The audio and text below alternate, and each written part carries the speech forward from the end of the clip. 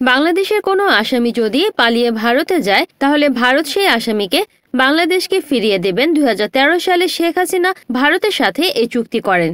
অথচ শেখ হাসিনা নিজেই ছাত্র জনতা গণহত্যার আসামি হয়ে পালিয়ে গেছেন ভারতে।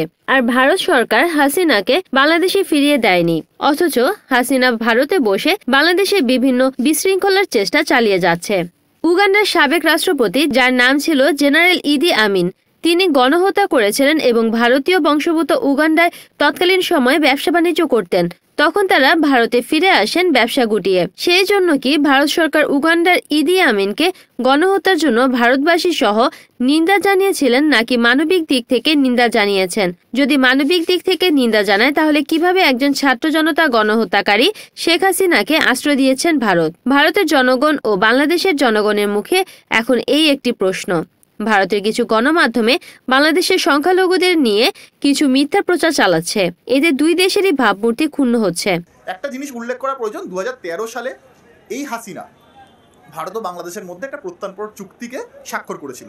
কি স্বাক্ষরে সেখানে কি ছিল, যে ভারতবর্ষে যদি বাংলাদেশের কোনো অপরাধী পালিয়ে আসে তাহলে সেই অপরাধীকে ভারত বাংলাদেশ রাষ্ট্রের কাছে ফিরিয়ে দেবে।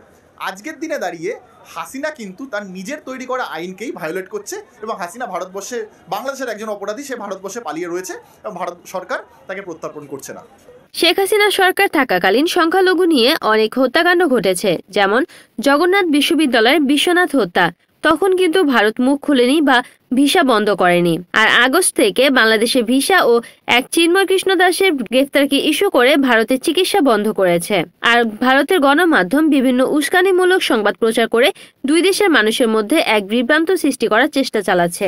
Desk news, NN TV।